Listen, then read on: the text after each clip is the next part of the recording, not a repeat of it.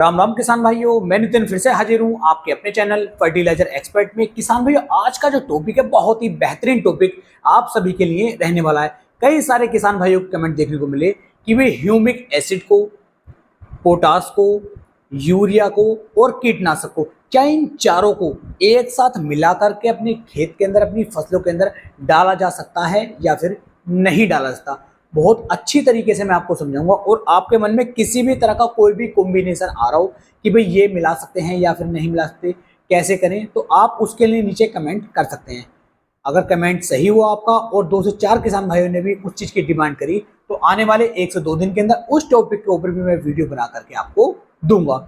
तो वीडियो में लास्ट तक बने रहें जिससे कि आपको बेहतर जानकारी मिल सके। तो चलिए शुरू करते हैं। सबसे पहले देख रहे हैं पोटास। देखिए, पोटास एक ऐसा तत्व है कि जब हम इसका उपयोग अपनी खेत के अंदर, अपनी फसल के अंदर करते हैं तो किसान भाइयों, गन्ना हो, धान हो या फिर आपकी जैसे क्या सब्जी वर्गीय फसलें हैं या फिर आपकी दाल वर्गीय फसलें हैं, किसी भी तरह की फसल क्यों ना हो, अगर पोटास का उपयोग हम कर रहे हैं तो फसल जो है हमारी ज्यादा वजन ग्रहण कर लेती है, फसल की मोटाई अच्छी तरीके से बढ़ती है। अगर गन्ने की फसल है, सुक्रोज की मात्रा उसके अंदर बढ़ जाती है। अगर गेहूं है, धान है, तो दानों के अंदर वजन उससे बढ़ जाता है। तो इतने सारे फायदे आपको देखने को मिलेंगे। गर्मी में गर्मी से और सर्दी में सर्दी से पोटास आपकी फसल को बचा करके चलता है। इससे हमारी फसल के ऊपर चमक भी काफी ज्यादा आती है। तो पोटास का उपयोग आपको करना चाहिए। दूसरा आ रहा है ह्यूमिक एसिड।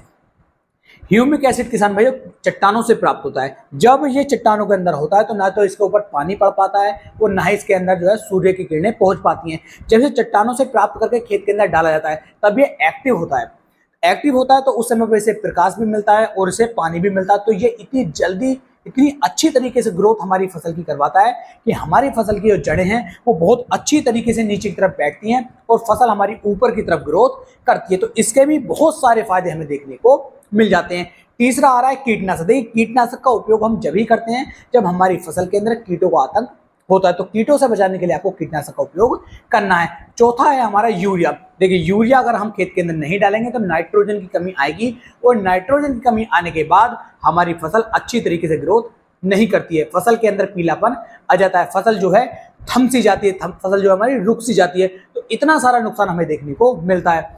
और अगर ये जो 4 तत्वों की यहाँ बात चल रही है, पोटास की, ह्यूमिक एसिड की, यूरिया की और कीटनाशक की, इन चारों को यदि हम एक साथ मिलाकर के डालते हैं तो किसान भाइयों हमें किसी भी तरह का कोई भी नुकसान देखने को नहीं मिलता है। सिर्फ और सिर्फ हमें अच्छे रिजल्ट देखने को मिलेंगे।